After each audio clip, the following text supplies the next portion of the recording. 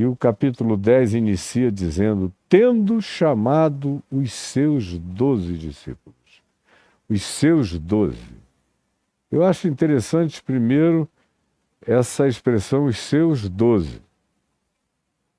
Antes disso, ele diz: rogai ao Senhor. Aí ele diz, ele mesmo chama, tendo chamado.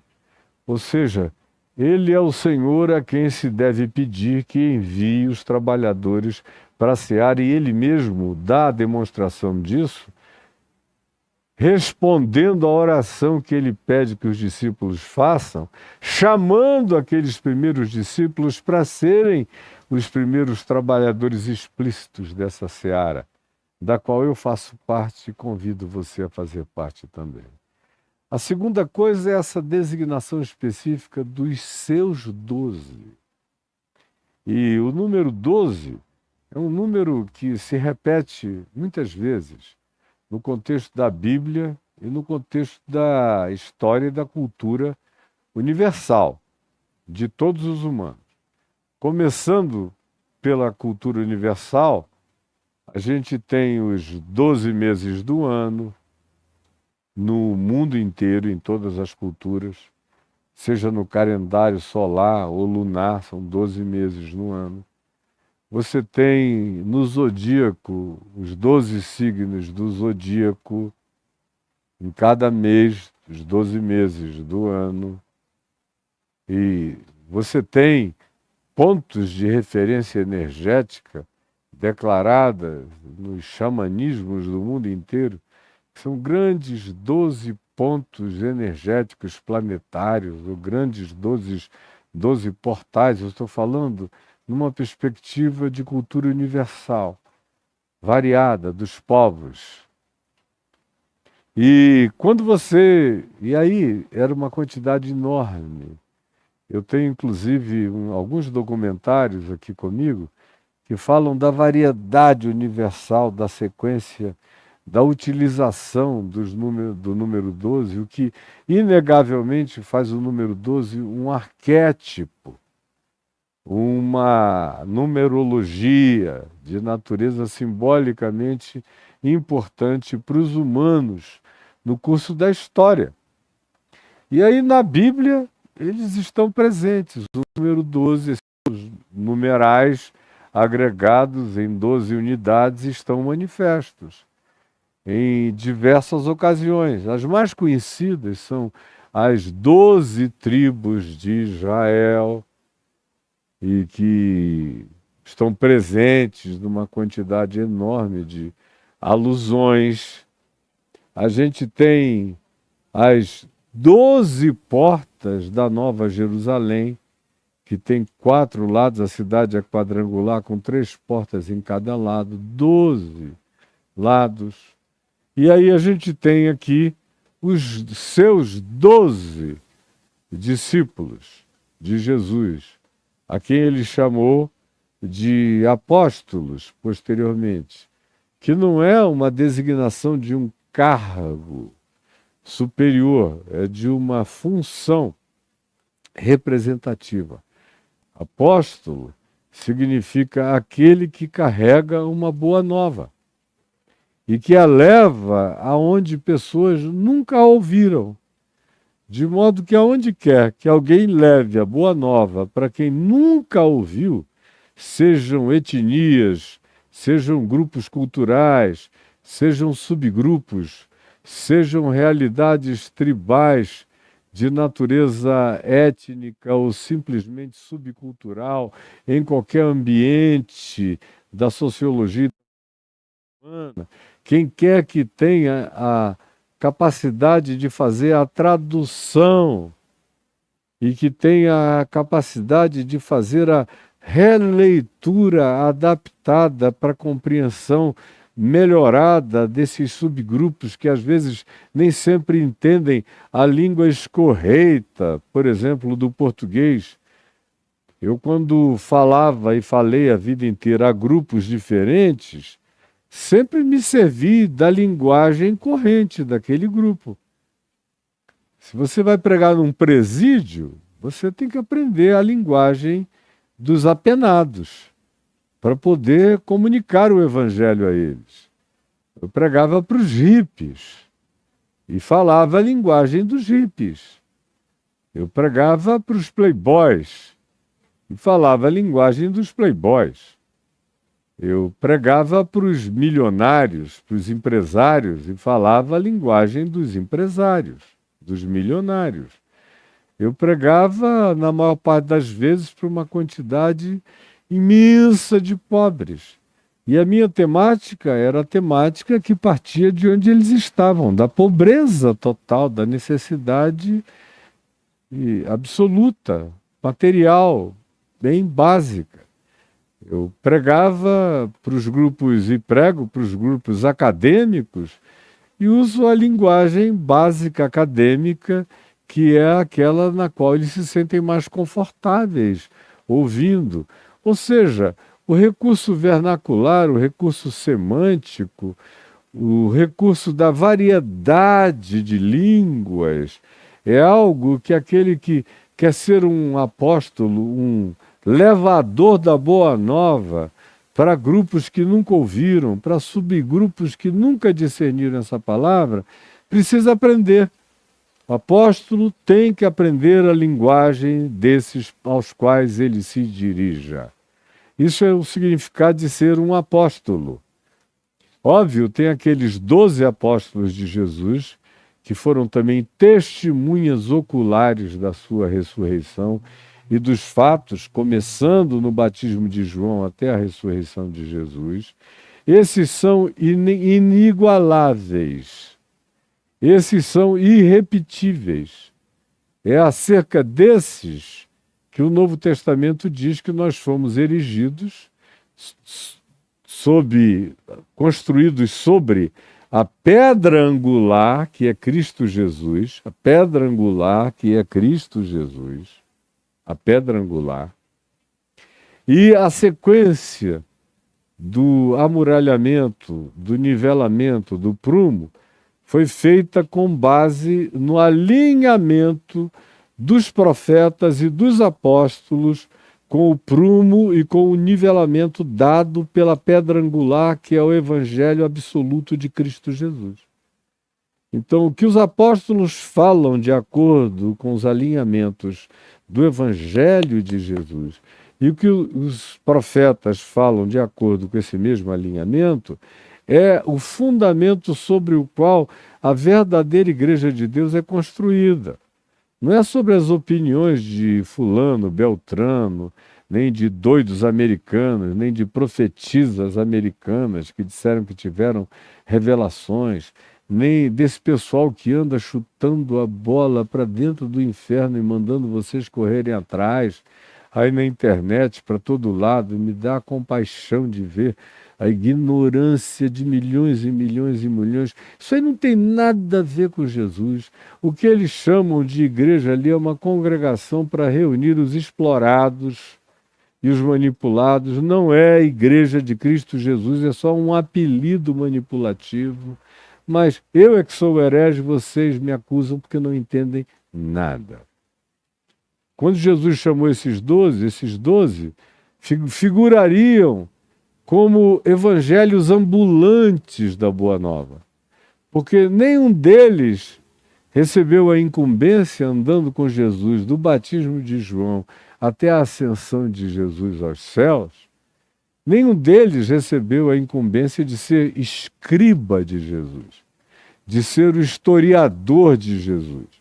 Jesus não disse para nenhum deles: olha, tu que és o mais desenvolto em línguas, em vernáculo, tanto em aramaico, quanto em hebraico, quanto em grego, serás o meu escriba, anotando tudo enquanto a gente anda. Não deu essa missão para ninguém. Ele confiou na memória, confiou no coração, e antes de ir, disse: eu não deixarei vocês órfãos, o meu Espírito vai fazer vocês lembrarem de todas as coisas que eu vos tenho ensinado.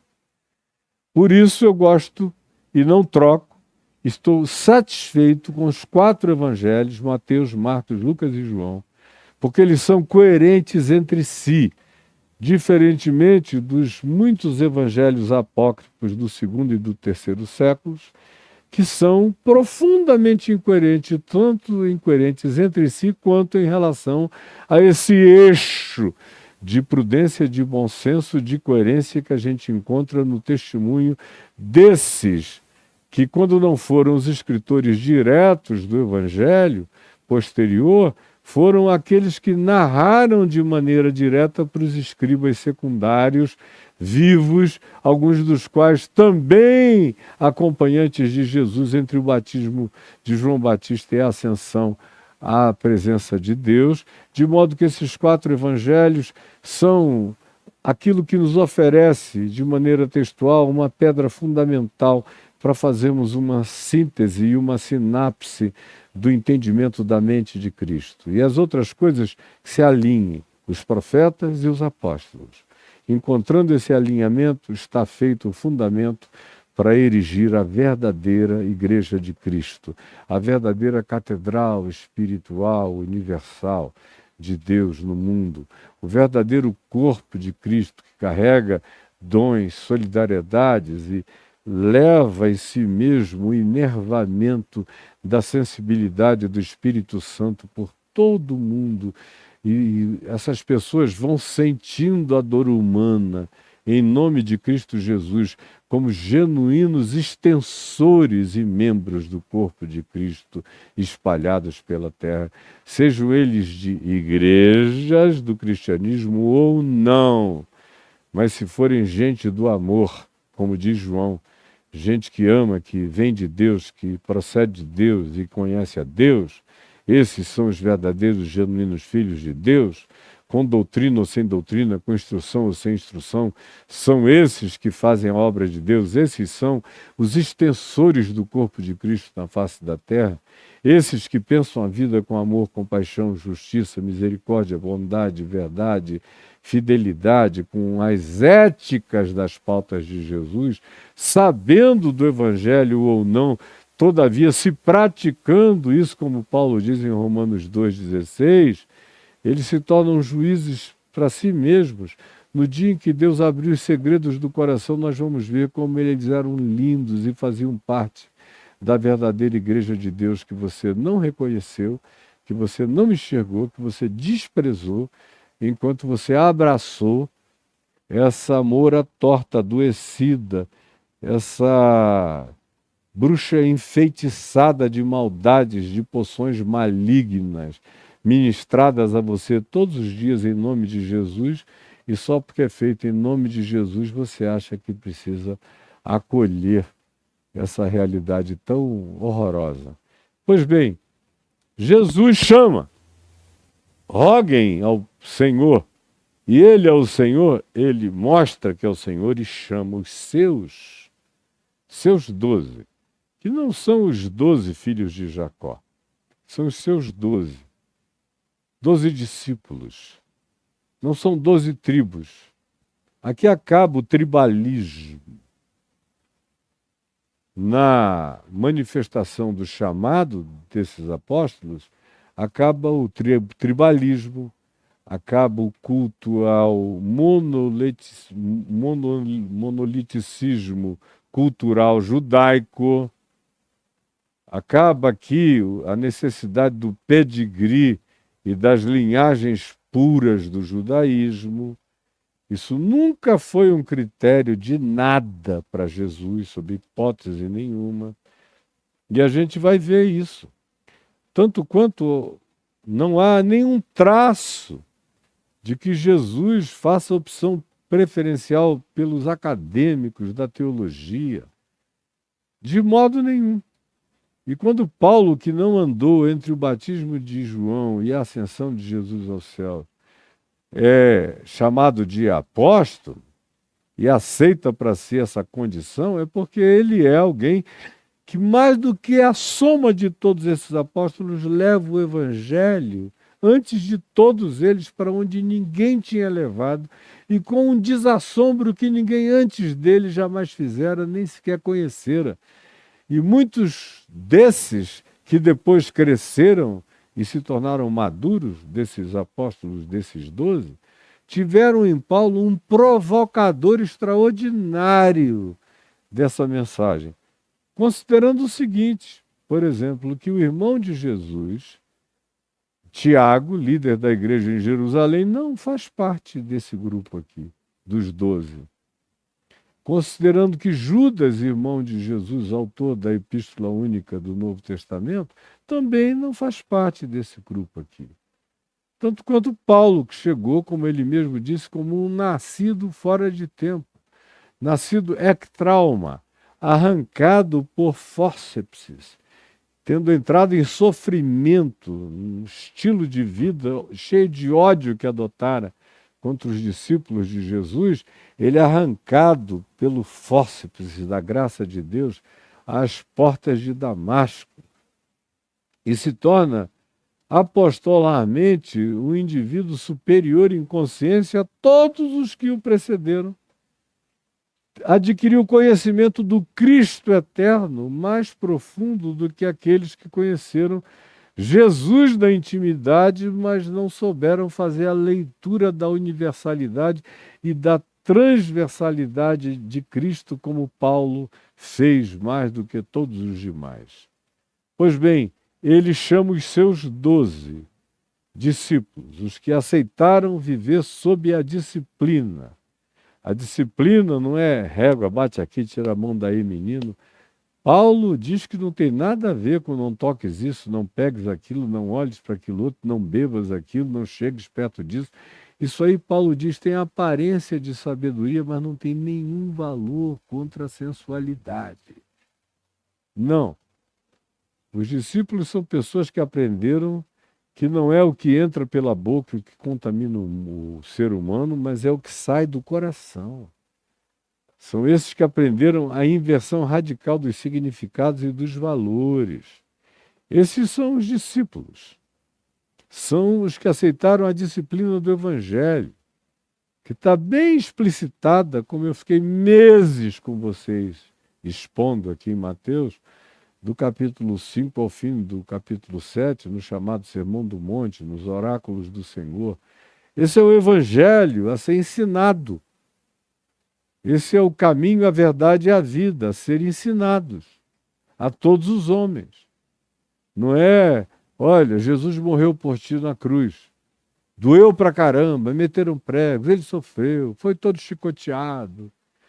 Quem quer agora levantar a mão, dizendo que aceita Jesus, levante a mão. Aí o cara levanta a mão, é catequizado dentro do cristianismo, recebe um batismo, não entende nada, não aprende a ser humilde de espírito, nem manso de coração, nem solidário, nem misericordioso, nem a ter fome e sede de justiça, nem a ser um manso, nem a ser um construtor de pontes, um genuíno filho de Deus. Não aprende nada disso, mas vai cheio de arrogância religiosa e merdalhar o planeta com a sua atitude perversa e com a sua arrogância e soberba, fazendo prosélitos, como diz Jesus em Mateus 23, 2 vezes mais filhos do inferno do que eles próprios.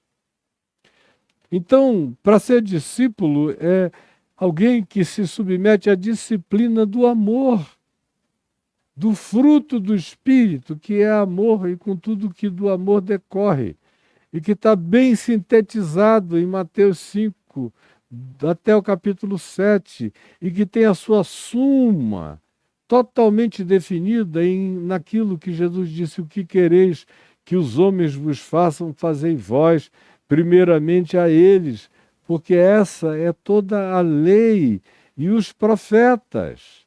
Façam isso.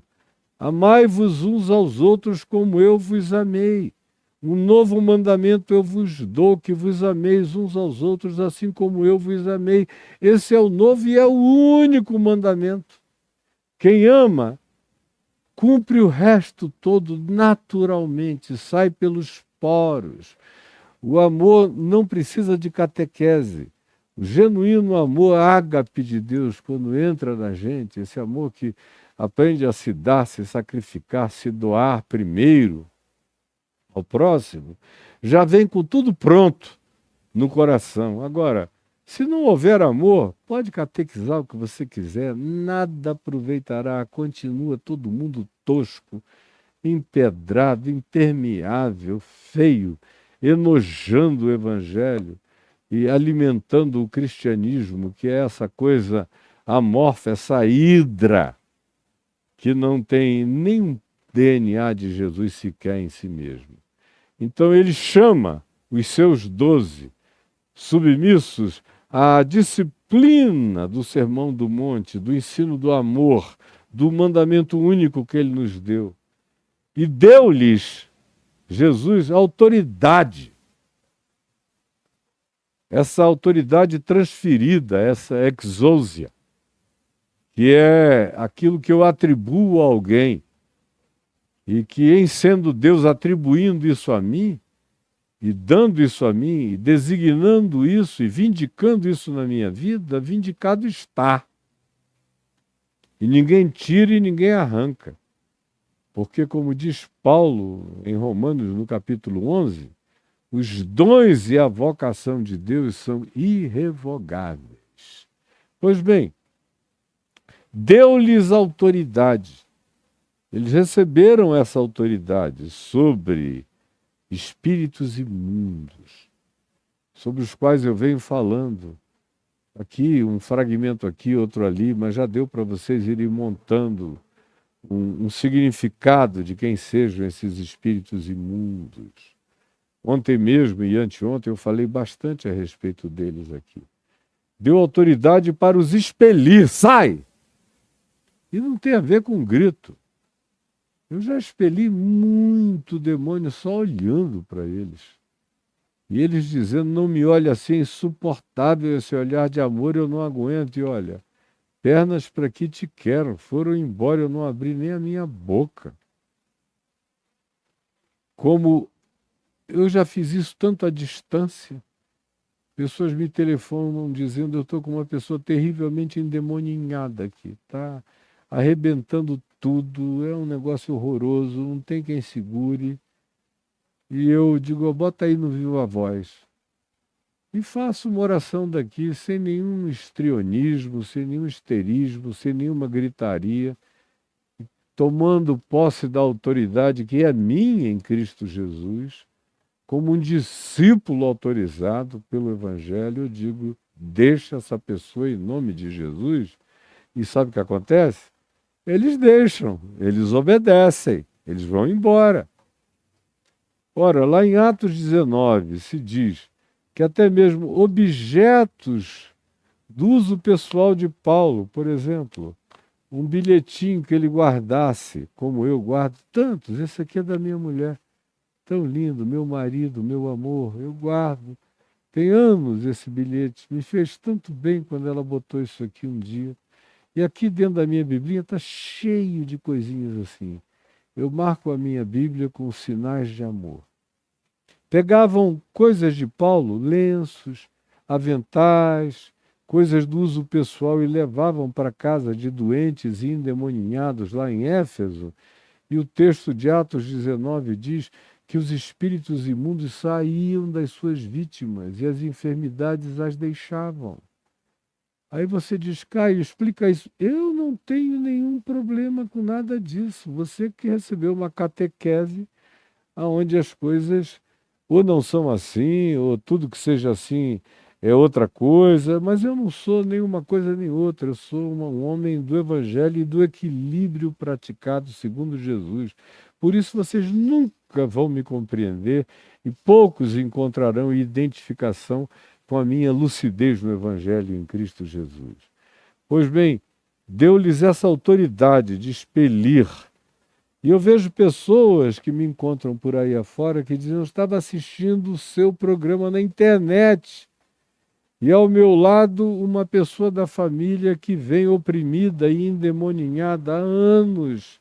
E enquanto você pregava, de repente, deu aquela sacudida, algo parece que saiu e saiu para sempre da pessoa.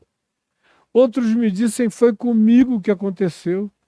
Eu sentei ali com ódio, tomado de um ódio demoníaco, sem entender quase nada. mas de repente algo maior do que a resistência diabólica dentro de mim me penetrou com uma graça de um amor que eu não conhecia, e aquilo foi arrancado com a mão. E você estava lá no fim do mundo, pregando foi meramente pela palavra. Essa é a autoridade que Jesus me conferiu e confere a todos quantos aceitam esse chamado para viverem com integridade o ensino, a pregação e a ministração do reino de Deus entre os seres humanos. Foi com aqueles, e é com estes, e é com você, e é com cada um dos que creiam ainda hoje. Ora, os nomes dos 12 apóstolos, dos 12 enviados, que é o que a palavra apóstolo significa, enviado, no caso, enviado como trabalhador para a seara, não é para andar em tapete vermelho, nem para comprar Porsche, nem Jaguar, nem os últimos Mercedes, nem para jactar de riquezas, nem mansões e castelos, ou isso e aquilo. Isso aí são os corruptores do Evangelho, que não tem nada a ver com Jesus. São esses que ficam tentando fazer de Jesus um homem rico todo dia para justificar as ganâncias pessoais deles. Mas eles receberão o juízo que lhes é particularmente pertinente e inapelavelmente vindouro na direção deles. Pois bem, os nomes dos 12 apóstolos são estes. Primeiro, Simão, que é um nome bem judaico, a quem Jesus atribuiu um sobrenome, Pedro, que no caso vinha do aramaico e que designava, era o nome Céfar, que no aramaico significa fragmento de pedra. Não é a rocha sobre a qual Jesus, corta para cá, Caio, a rocha grande sobre a qual Jesus erigiu tudo, que é ele mesmo, a pedra de esquina, a pedra angular, não é Pedrinho, não. Pedrinho é um céfazinho, um fragmento de pedra. Ele faz parte do resto da construção, como eu também faço, toda vez que o que sai da minha boca é o evangelho puro, simples, genuíno, e às vezes até muito mais lúcido do que Pedro conseguiu compreender nos dias dele. Tanto é que Paulo teve que advertir a Pedro muitas vezes de coisas que Pedro não tinha alcançado, mesmo tendo andado física e historicamente com Jesus. Simão, que tem origens bem judaicas, mas não religiosas, porque ele foi criado na Galiléia dos gentios como um pescador, passava pela sinagoga, que era bem do lado da casa dele, mas não era um cara religioso, nem devoto, nem nada disso, nem instruído na lei, não sabia muita coisa dos profetas. Jesus não procurou acadêmicos como condição sine qua non para esse envio. Nem disse que sem esse treino minucioso, cheio de academicismo, a pessoa não está preparada. Ele está procurando, antes de tudo, é caráter. Como Paulo diz em 1 Timóteo, no capítulo 3, do verso 1 ao verso 7, ele só diz uma vez que sejam aptos para ensinar. Tem que ser apto para ensinar. Tem que ter capacidade de comunicação, tem que ter capacidade cognitivo-hermenêutica que carrega em sobriedade interpretativa, tem que ser epistemologicamente pessoas saudáveis, tem que ter alguma pedagogia e tem que ter alguma graça de comunicação. Não podem ser uns indivíduos completamente chatos, parados, duros, engessados.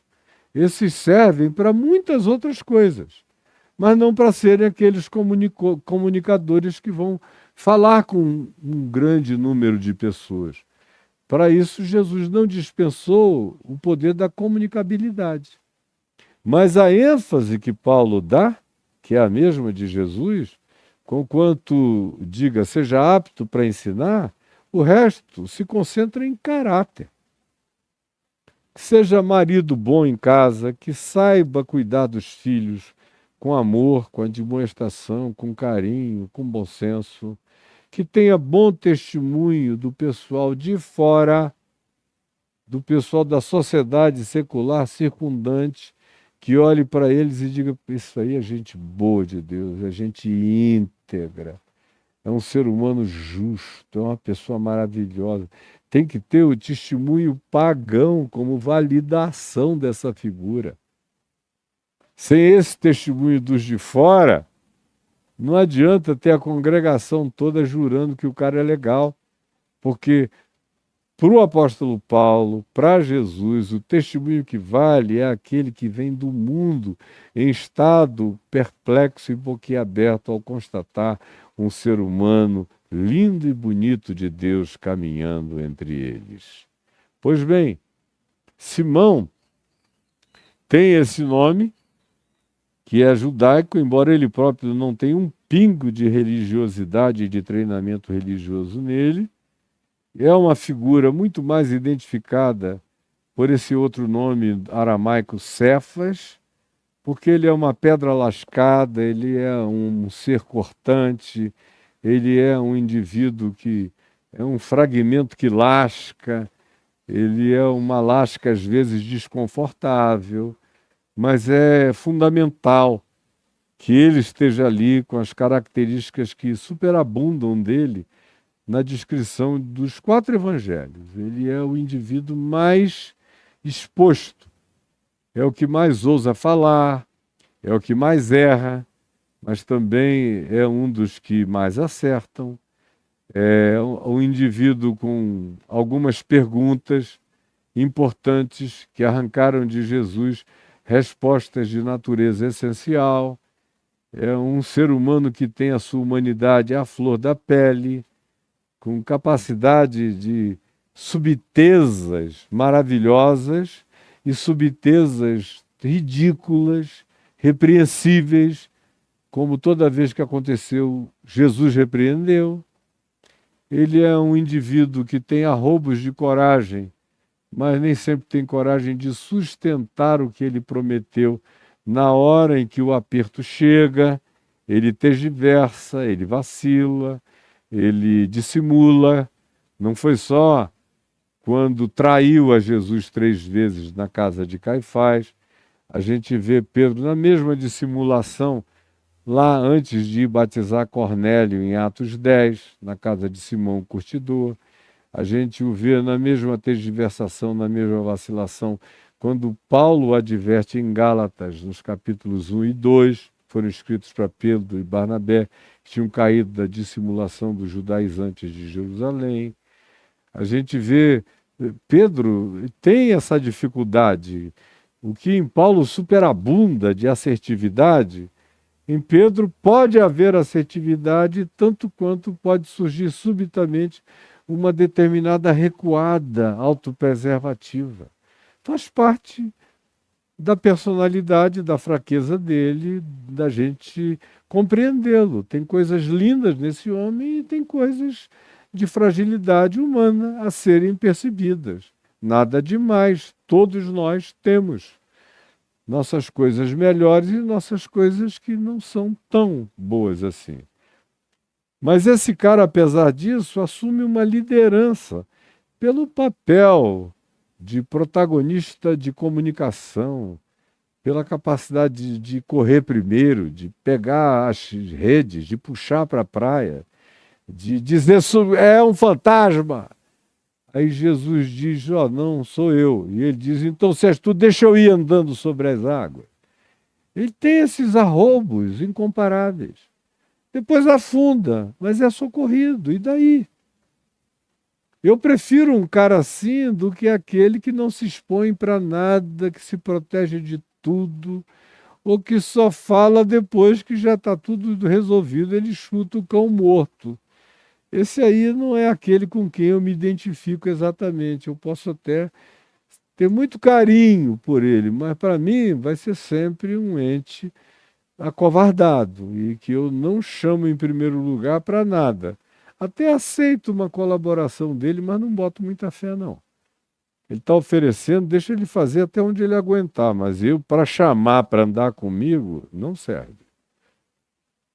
E Jesus preferiu um indivíduo que tinha esses arroubos e que tinha outras fraquezas, mas que era demasiadamente humano, radicalmente humano, como Pedro, do que as alternativas diferentes de gente de impecabilidade por omissão absoluta. Jesus não gosta de gente assim. E Paulo chama esses de covardes. E diz para Timóteo não assumir esse tipo de atitude acovardada, porque o reino de Deus demanda de nós não espírito de covardia, mas de poder, de amor, de moderação. É nessa perspectiva que a gente tem que aprender a andar. Então, o primeiro mencionado é Simão, também carregando o sobrenome de Pedro, pedra, fragmento de pedra no aramaico, Cefas. E André, seu irmão, que carrega um nome de natureza e de origem grega. Você encontra entre os gregos muitos Andrés. É sinal de que a família de Pedro, de Simão Pedro, Simão, filho de João, o Bar Jonas, Simão, filho de João, o seu João, Johannes, que tinha um nome também, o pai de Pedro e de André, um nome judaico, tinha sofrido uma grande influência dos gregos no tempo da helenização ptolomaica e seleuca, que durou quase 400 anos naquela região, e depois influência dos romanos também, em cujo meio havia a miscigenação, o sincretismo, não apenas cultural, mas de nomenclaturas e de designações de nomes, tanto nomes autênticos e genuinamente romanos, como nomes gregos também. E André é um desses nomes que revela essa abertura para o ambiente grego mais amplo do mundo que eles conheciam. Tiago já é um nome bem judaico, filho de Zebedeu, irmão de João, que também carrega um nome bem judaico, filho do seu Zebedeu, cujo nome é também completamente judaico. Então é uma familhinha mais judaica, embora não tão religiosa, do que, por exemplo, eventualmente a cultura da família de Pedro e de André. Aí você tem um quinto nome manifesto, é o de Filipe, sobre o qual eu falei lá em Herápolis, nessa viagem, num documentário que vai ficar pronto, sobre o martírio de Filipe e da filha dele lá em Herápolis. E as histórias de Filipe, as que estão na Bíblia, que a gente entende por inferência, o significado desse discípulo, como ele foi importante. E em todas as listas de apóstolos de Jesus, ele aparece em quinto lugar, mostrando que é uma pessoa que, pela própria participação dele nas narrativas do Evangelho, ele teve uma certa preeminência dialogal no grupo. Mas o nome dele é absolutamente grego. É o nome do pai de Alexandre o Grande. Filipe era um nome repetidíssimo na cultura grega e, posteriormente, na cultura greco-romana. Não é à toa que, quando os gregos chegaram lá em João 12, querendo falar com Jesus e trazer um recado para Jesus, que o Novo Testamento em João 12 não narra, mas a gente conhece pelas narrativas paralelas, que era uma mensagem do rei de Edessa, mais ou menos para tentar fazer de Jesus um ser como Apolônio de Tiana, que tivesse uma vida longeva e que fosse um sábio universal. E Jesus disse, não, eu vim para esse dia, para essa hora, para esse tempo, e se o grão de trigo caindo na terra não morrer, fica ele só, mas se morrer produz muito fruto. Pois bem, esse Filipe foi chamado pelos gregos logo de cara pela identificação grega do nome dele. As coisas não acontecem acaso, não. É porque eles olharam, viram um monte de gente com o nome de judeus, mas tinha um discípulo ali chamado por um nome grego, Filipe.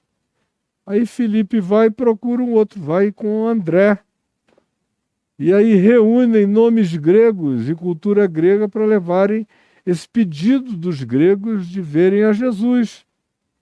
E tem uma quantidade enorme de coisas sobre Filipe que vocês vão assistir no documentário que eu gravei. Aí tem Bartolomeu. Filipe é um cara que pregou muito o evangelho na região do Vale do Lico, em Herápolis, na Ásia Menor inteira e em muitas cidades gregas. Ele aproveitou a aculturação grega dele e pregou no mundo grego, mais do que a maioria dos apóstolos. E Bartolomeu já teve uma outra designação de caminho para a sua vida, mas todos eles encontraram um caminho, onde eles tiveram a sua relevância maior. É o caso de Tomé, que a tradição diz que foi para a Índia. E encontrou ele próprio, que era um indivíduo questionador, perguntador, encontrou um lugar cultural de relevância no meio dos indianos, para onde ele levou o evangelho de Cristo Jesus. E aí você tem Mateus, a quem se atribui esse evangelho aqui, e que carrega esse nome bonito, presente de Deus, que era o publicano, um cara de extrema direita, que seria classificado como um colaboracionista romano. De modo que Jesus também não está nem um pouco preocupado com a designação ideológica do cara. Eu tenho muitos amigos chamados progressistas, eu não gosto dessa terminologia para mim, porque o evangelho não é progressista, o evangelho é uma boa nova eterna, que não precisa de alcunhas geracionais, nem de atualizações geracionais. Eu não gosto delas para mim, eu sou apenas um proclamador do evangelho, a atualização dele está garantida pela minha relevância e pertinência de pregação dele em cada momento geracional da minha vida. Pois bem, eu tenho amigos progressistas que jamais deixariam o Mateus entrar em nada. Não, esse cara é um colaboracionista romano, ele votou no fulano, ou ele é um minion, ele é isso, ele é aquilo. Enfim, em nome do evangelho progressista, o que se pratica, com licença,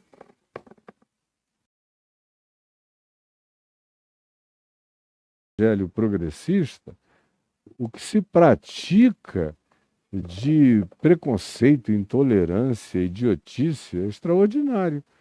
Agora, não dá nem para se comparar com o outro lado, que é o lado da chamada extrema-direita religiosa. Esses aí já jogam no inferno. Botam todo mundo que não frequenta a congregação deles, que não vota o voto deles no candidato deles, já está todo mundo perdido. Esses aí é um negócio horroroso. No entanto, Jesus chamou Mateus, o publicano, que era um cara de direita política, colaboracionista, que trabalhava contra tudo o que Jesus, como pauta prioritária, estabelecia. Mas o homem creu em Jesus.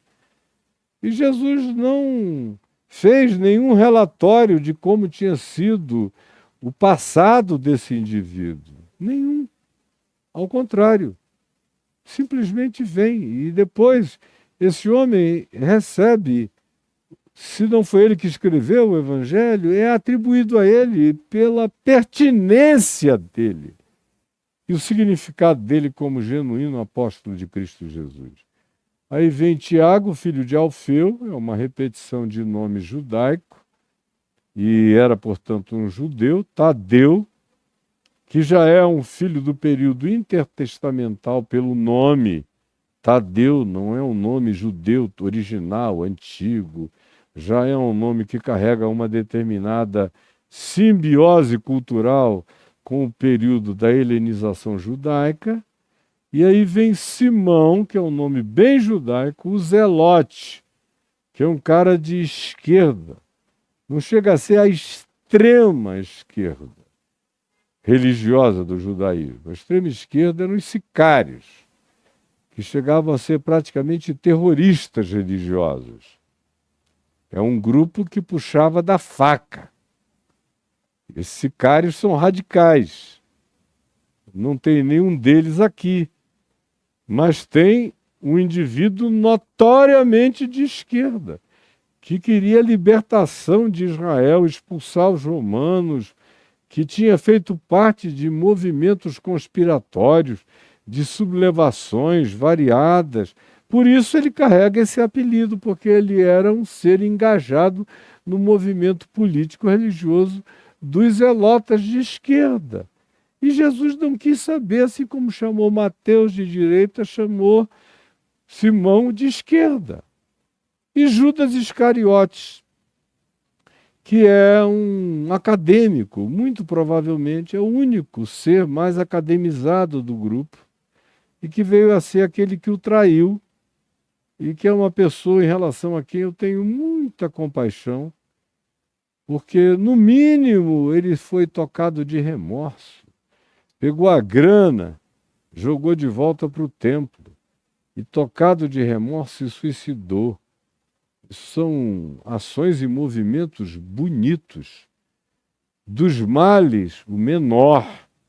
Quem dera hoje em dia esses muitos Judas que fazem de Judas um São Judas Iscariotes, esses pastores, bispos, apóstolos e vice-deuses e deuses das congregações, eles roubam você, eles traem Jesus, eles crucificam Jesus todo dia, eles reiteram e refazem os sacrifícios de sangue do Velho Testamento com o sanguezinho do seu dinheiro e dizem que se você não colaborar, o demônio não sai, Deus não te prospera, você está danado, colocam medo em você. Judas se levantará no juízo e julgará todos os pastores de todas essas gerações de perversos que botam os trilhões no bolso. Judas disse: eu traí sangue inocente, não quero ficar com essa grana nojenta, está me queimando a mão. E tocado de remorso se suicidou. Esse pessoal não tem nem arrependimento, nem remorso, nem tristeza de nenhuma natureza por nada do que faz. E aí Judas é uma contingencialidade narrativa que ficou completamente diminutiva comparada com a exacerbação das traições horrorosas que são praticadas contra Jesus todo dia e no dia de hoje.